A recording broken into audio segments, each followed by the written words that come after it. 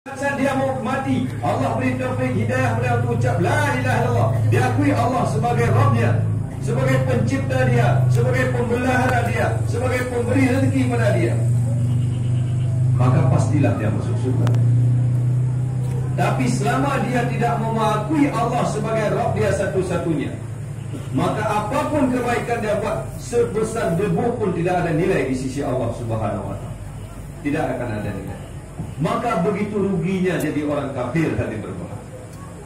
Begitu ruginya menjadi orang-orang yang tidak mau beriman kepada Allah Subhanahu wa taala. Karena semua amalan mereka tidak diterima oleh Allah.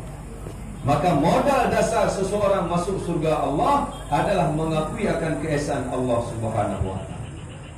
Maka seluruh para anbiya alaihi wassalatu wassalam telah dihantar oleh Allah Subhanahu wa taala ke muka bumi ini untuk beritahu siapa itu Allah dan siapa kita manusia ini. Kadang-kadang manusia baru jadi satpam dia tak tahu dirinya lagi. Baru jadi satpam, baru jadi presiden. Kau tahu siapa aku? Dia sendiri dirinya sendiri tak tahu. Makanya tanya sama orang. Kalau dia tahu siapa dirinya, pasti nggak tanya semua orang. Kenapa dia tak tahu? Udah sakit kepala dia. Karena dunia telah masuk dalam hatinya sehingga dirinya sendiri dia tak tahu siapa. Anak kulit dong. Anak kebetulan tak kenal aku ni ya. Tahu semua siapa aku ni? Tanya lagi semua. Hadirin maka Allah SWT. Hadirin maka Allah Subhanahu wa taala. Siapa Allah Subhanahu wa taala? Allah Subhanahu wa taala Rabbul Alamin. Apa itu Rabb? Zat yang maha menciptakan, yang maha menciptakan atas segala-gala sesuatu. Huwa qadir, inna Allah ala kulli syai'in qadir. Dia zat yang maha berkuasa, bukannya zat yang berkuasa, yang maha berkuasa. Pakai maha. Hari ini maha itu pakai sama manusia, maha siswa. Apa sih yang maha? Mana ada yang maha manusia ini? Yang maha itu cuma Allah. Bisa segala-galanya. Dia orang bilang sama Ustaz ini Haji bisa segala-galanya. Saya ikut Tuhan, saya bilang. Yang bisa segala-galanya Allah. Yang bisa segala-galanya Allah Subhanahu wa taala. Maha menciptakan, mampu menciptakan sesuatu dengan sebab tanpa asbab, bertentangan dengan asbab. Kita lahir ke dunia ini dizahirkan oleh Allah ke dunia ini, asbab ada ibu dan ayah kita. Tapi Nabi Isa alaihissalam Allah telah zahirkan ke dunia ini tanpa seorang ayah, hanya dari seorang ibu. Dan Allah Ta'ala telah zahirkan Nabi Adam alaihissalam ke dunia ini hanya tanpa ayah, tanpa ibu. Allah Ta'ala telah ciptakan daripada tanah. Lalu Allah ciptakan tanah dari apa? Dari kun fayakun. Allah telah menghendaki jadikan tanah. Kun, kata Allah, jadi tanah. Maka tiba-tiba datang tanah beserta segala apa yang Allah kehendaki di dalamnya. Ada permata, ada intan, ada mutiara, ada biji besi, ada biji emas, ada biji macam-macam yang tak mampu kita sebut satu-satu. Karena saking banyaknya nanti. Tanah beserta segala apa yang Allah kehendaki seketika itu jadi hari berbahagia. Bukan dijadikan satu-satu. Hari ini diciptakan tanah, besok diciptakan permata dalam tanah, besok diciptakan pohon kayu dalam tanah. Tidak, seketika itu apa Allah kehendaki semua wujud hati berbahagia. Kalau kita mau bangun rumah, makan pondasi dulu. Hari ini bikin pondasi, besok bikin tiang, lusa bikin apa lagi? Bikin atap, lusa bikin bed tembok. Mau bikin sekalipun gak bisa. Sekaligus mau bikin bisa. Mana ada tukang masih seperti itu. Jadi tukang simsalabin roboh juga.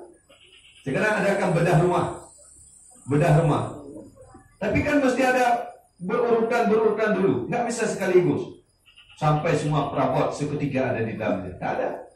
Tapi Allah Subhanahu wa taala ciptakan bumi dan segala isinya lengkap dengan fasilitas sekalian. Allah Maha menciptakan, inna Allah ala kulli syai'in qadir. Sesungguhnya Allah Ta'ala atas segala sesuatu amat maha berkuasa.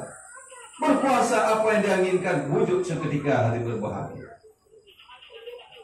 Kita untuk mewujudkan Indonesia ini makmur, habis presiden diganti tak makmur-makmur juga. Nah, habis dah berapa dah presiden? Pernah makmur? Mana ada? Ribut selalu yang ada. Allah Subhanahu jadikan seketika itu juga muncul hadir berbahagia. Dan hanya Allah Ta'ala sendiri yang mampu memelihara semua itu. Kita disuruh pelihara satu ayam, dah besok dah mati. Ustaz kita beli kelinci banyak, mati 12 ekor. Mati 12 ekor. Saya pernah beli dua kelinci. Saya kemarin tengok kelinci Ustaz, tinggal kelinci saya. Saya beli 2 kil, ini 1 bulan beranak 4. 3 bulan tambah lagi anaknya, kan cepat kadang beranak. Rupanya jangan beranak, yang ada hilang dua-duanya. Satu mencret, mati, satu dimakan kucing. Selesai masalah. Udah tutup pintunya. Allah Akbar. Baru 2 disuruh pelihara Allah, dah tak mampu boleh berbahagia. Lupa lalai sedikit, tiba-tiba kucing terkam. Diterkam, pas di sini pula, langsung mati. Tak bisa pelihara. Jangan pelihara yang di luar, diri sendiri kita tak bisa pelihara. Kalau kita tidur, siapa pelihara kita? Siapa yang memelihara jantung kita terus berdenyut? Apa? Karena jabatan kita. Karena kita punya pistol di samping. Ini jantung, kalau kau tempat tak beruk, tembak kau nanti. Lantas dia takut. Ya bang, ya bang. Karena ada yang berbahagia. Allah Ta'ala yang telah jaga terus jantung kita berdenyut dengan sempurnanya. Darah terus dialirkan oleh Allah Subhanahu, tak salah masuk. Yang bawah tak naik ke atas, yang ke atas tak turun bawah. Yang jatah masuk, yang jatah keluar. Tak beradu karena kita kena ketiduran. Tak ada. Tapi kalau bawa mobil, coba ngantuk. Belum tidur, ngantuk aja tertabrak semua orang. Tapi darah yang Allah alirkan dalam kita, sementara kita dalam keadaan tertidur, tak salah masuk, tak salah keluar. Ya. Allah yang pelihara. Semut-semut suka dalam lubang. Kalau Allah Ta'ala tidak pelihara lubang telinga kita, tiap pagi kita mau tidur tempat sambil kapas, sumpah ini telinga. Tapi Allah telah jaga telinga kita supaya tak masuk binatang. Allah jadikan tahi telinga kita rasanya pahit, tak percaya, silahkan rasa masing-masing. Pahit tahi telinga kita. Maka semut tak suka sama yang pahit-pahit. Dijaga semua Allah. Tak perlu ambil kapas, beli kapas. Ada kapas, dia porting. Ada Ustaz, itu apa? Musim kepala telinga. Kenapa? Jangan masuk semut nanti malam. Allah Ta'ala pelihara. Allah Ta'ala jaga kita dari yang tidak kita inginkan. Allah jadikan air ingus kita rasanya asin, tapi jangan dirasakan. Asin, semua dijaga oleh Allah. Dan ini membuktikan tanda kekuasaan Allah Subhanahu wa Ta'ala. Tanda kehebatan Allah Subhanahu wa Ta'ala. Allah yang menciptakan, Allah yang memelihara kamu, dan Allah yang memberikan, yang maha memberikan rezeki. Nahnu narzuquka. Kami, kata Allah, yang beri rezeki buat kamu. Bukan bapak yang beri rezeki sama anak. Bukan suami yang kasih rezeki untuk istri. Bukan kepala kantor yang beri rezeki kepada pegawai. Bukan presiden yang memberikan rezeki kepada rakyat. Allah Subhanahu wa Ta'ala yang memberikan rezeki. Hadirin, maka Allah Subhanahu wa Ta'ala War-Razzaq, dialah zat yang maha memberikan rezeki. Wa ma min dabbatin fil ardi illa 'ala Allahi rizquha. Tidak ada satupun makhluk yang melata-lata melainkan Allah Ta'ala telah tentukan rezekinya. Banyak sedikit bukan usaha kita, bukan karena kepintaran kita. Banyak sedikit rezeki tergantung keputusan Allah. Ada orang sungguh-sungguh cari rezeki tapi sedikit juga. Ada orang tak sungguh-sungguh main-main aja cari rezeki. Main HP aja. Tak main cangkul-cangkul, tak cari ini, tak ini. Tiba-tiba datang rezeki jutaan, ratusan juta. Pergi ke kebun, rencana mau tanam pisang. Rupanya kecangkul kotak, mobil buka emas dalam. Kaya mendadak. Sering itu, kenapa? Ada orang tak pernah kerja, tahu-tahu dimimpikan sama Allah. Ada satu kisah, satu orang wali Allah mimpi jam satu malam. Ketika mimpi, dikatakan Di sana ada satu tempat ada emas. Ada harta uang emas 100 dinar. Maka Nabi tanya, adakah keberkahan di dalamnya? Tidak ada. Maka dia bilang sama istri, wahai istriku, abang tadi malam mimpi di tempat sana ada uang 100 dinar, tapi abang tanya, adakah keberkahan? Tidak ada. Maka istri bilang, ambil aja abang, 100 dinar, panjang dong. Rezeki melupa. Tak melupa, bertanya kalau melupa oleh Allah Subhanahu wa taala. Ya aja. Tapi dia tanya, karena orang soleh, tanya, adakah keberkahan di dalam? Tak ada. Maka dia tak ambil. Malam besok dimimpikan lagi, turun jadi 10. Dari 100 jadi 10 dinar. Ditanya, adakah keberkahan di dalam? Tak ada.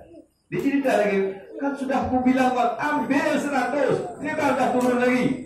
Inilah perempuan kalau dah cinta dunia. Ini perempuan gitu kalau dah datang dunia. Tak berkah pun tak apa, penting dah sempat tengok benda itu. Nauzubillah. Dan istri saya, istri bapak dia tak seperti itu. Berat lawan batu. Yang penting berkahnya bukan banyaknya. InsyaAllah. Apa tak berkah banyak, tahu udah masuk penjara. Tak berkah. Hari berbahagia, kemudian malam besok mimpi lagi. Dapat 1. Mimpi di tempat yang sama ada uang 1 dinar. Ditanya, ada keberkahan? Ada. Baru dia bilang sama istri, Dek, ini abang dari mana? 3 malam mimpinya turun-turun. Ini mimpi yang benar. Nah, maka dia pun telah datang, dia gali, dapat memang betul 1 dinar. Kemudian uang 1 dinar ini dia pergi ke pasar, dia beli ikan. Dia beli ikan 2 ekor. Maka hari berbahagia, di 1 ekor ikan ini, ketika dia belah ada 1 mutiara yang bentuk indah sekali. Dapat 1 mutiara indah. Ketika mutiara ini dia dapatkan, maka tersebar berita hingga datang seorang utusan raja untuk minta beli permata tersebut.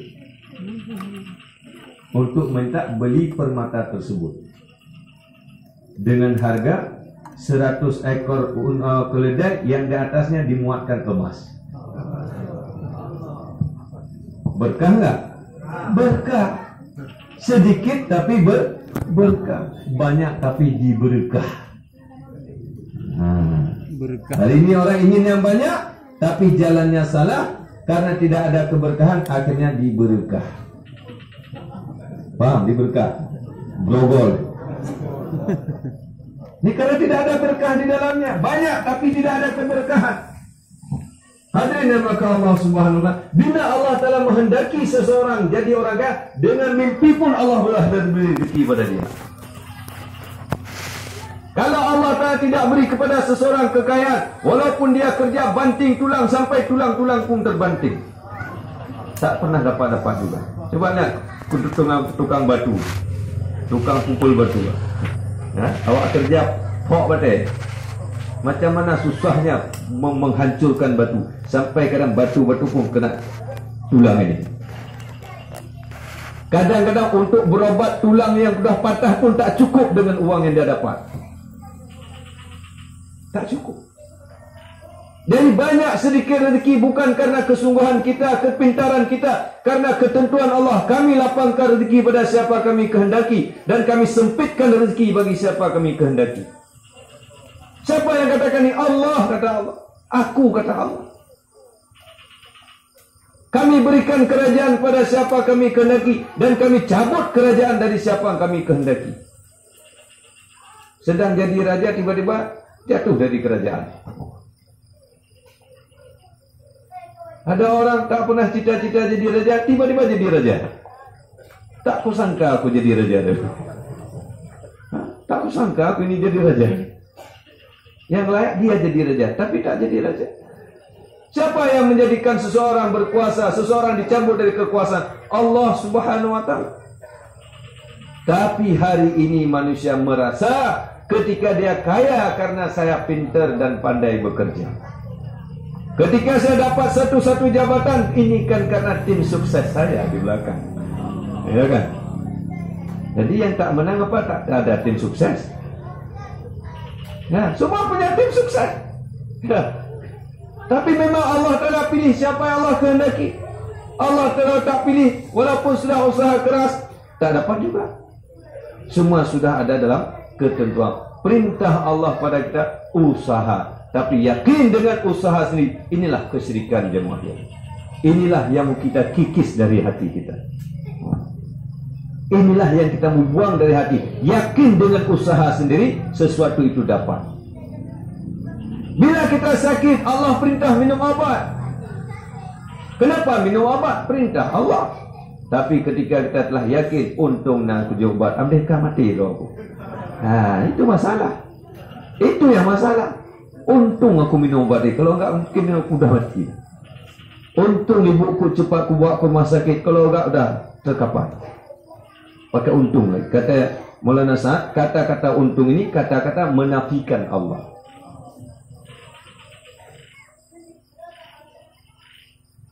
Ada maka Allah SWT, memang rezeki datang daripada Allah. Tapi kalau tidak kerja, ini yang bahaya. Pakai tapi menafikan. Langsung pakai tapi. Langsung digeserkan Allah Ta'ala. Langsung yang disebabkan kerja dia. Kata ulama paling kurang.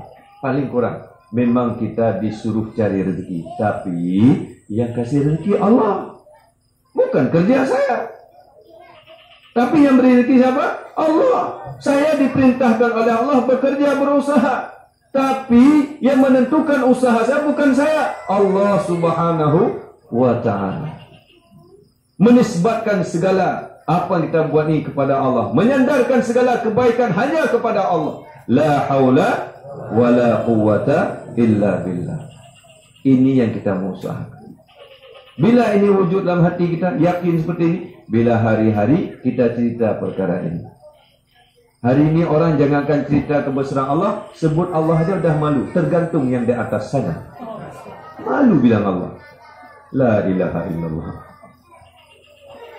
Ni orang Aceh, kerebannya ke lepo. Perkerebannya ke lepo. Tidak berani dia bagaimana dikehendaki oleh Allah. Bagaimana bila Allah kena. Insya Allah. Jika dikehendaki oleh Allah, bukan insya alal huna. Bila dikehendaki yang di atas sana. Kita tunjuk sana, tapi Allah di atas sana.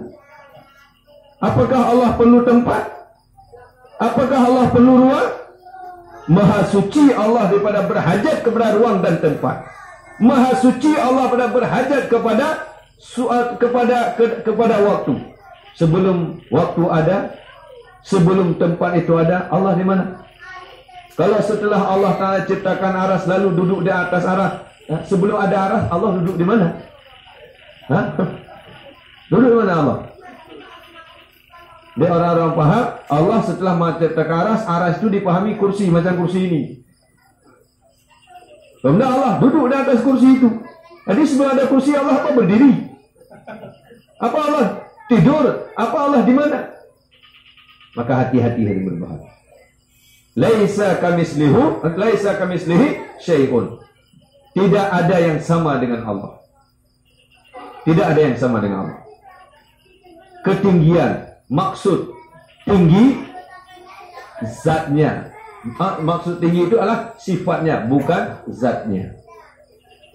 Ada orang bilang, dulu kenapa juga Nabi SAW Isra' Mi'raj ke lain? Rasulullah itu manusia, perlu tempat, perlu ruang. Rasulullah itu makhluk yang perlu pada tempat dan ruang.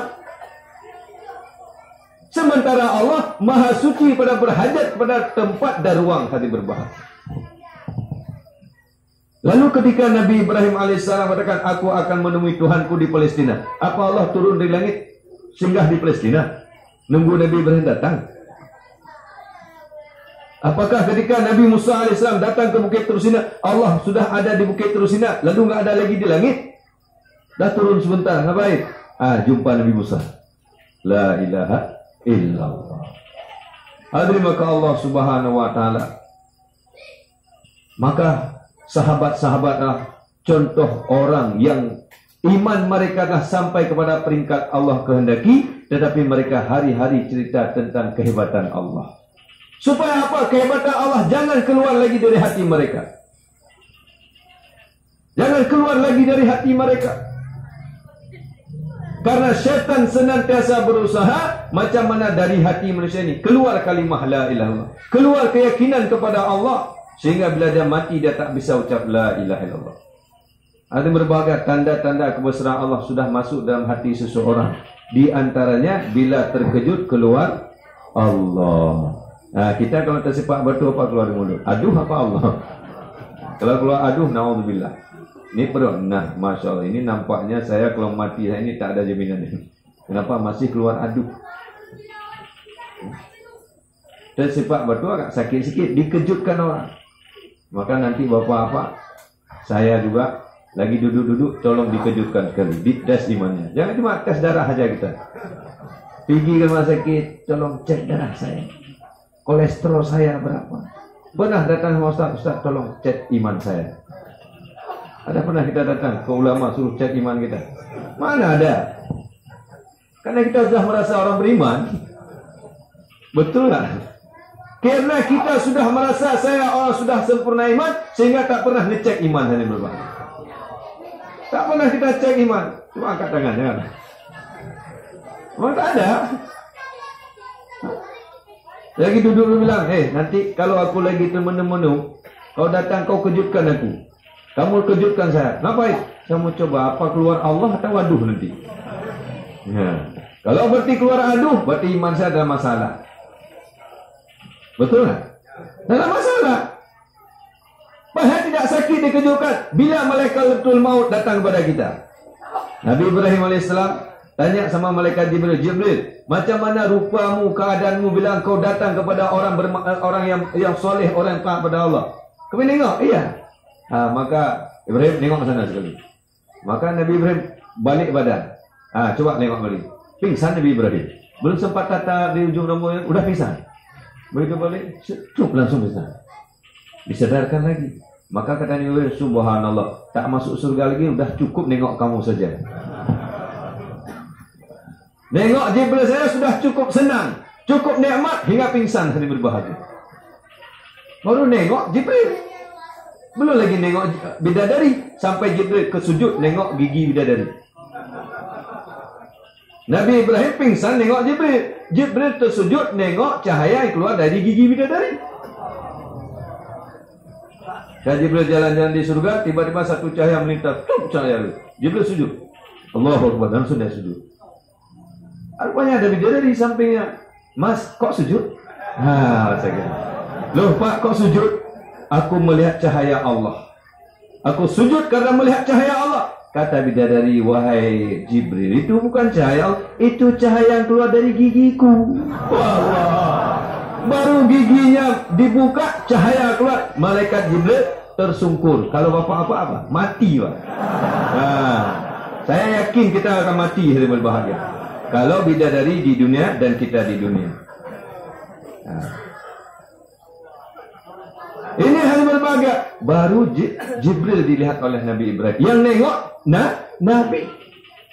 Kemudian Jibril bila Israel bukan Jibril. Jadi kalau salah diingatkan Pak. Jangan iya aja. Salah pun iya. Hari berbahagia. Kemudian Israel, Nabi Ibrahim minta, wahai Israel, bagaimana keadaan engkau, sikap engkau bila datang kepada orang maksiat? Kamu sanggup? Aku coba saja. Paling mukamu. Dipaling. Nengok. Langsung pingsan. Kenapa pingsan? Saking buruk dan bau busuknya hari berbahagia. Saking buruk dan bau busuknya, sehingga menyebabkan Nabiullah Ibrahim pingsan seketika. Maka kata Nabi Ibrahim setelah sadar, sudah cukup azab. Nampaknya tak perlu lagi masuk neraka. Dengan azab melihat wajahmu sudah cukup wahai Ibrahim. Ya Allah. Dalam keadaan begitu, malaikat nanti datang sama kita. Bisa ucap la ilaha illallah. Teringat akan Allah Ta'ala. Dikejutkan saja tak boleh keluar Allah. Tak bisa keluar la ilaha illallah. Kenapa? Dalam hati kita tak ada la ilaha illallah. Yang ada dunia dalam hati kita. Coba kalau orang cerita dunia, ada yang tidur tak? Ada yang patah leher? Mana ada? Aisyah. Lanjut. Terima kasih Allah Subhanahu wa taala. Hati ini macam muara. Macam laut.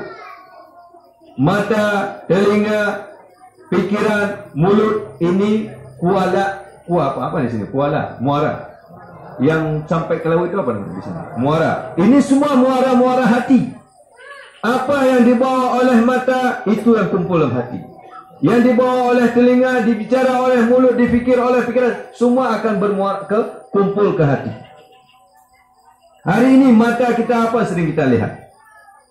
Telinga apa sering kita dengar? Mulut apa sering kita bicara? Pikiran kita apa sering kita pikir hari ini? Pedagang jumpa pedagang, cerita dagang. Macam mana dagang hari ini? Alah, rugi tu pi.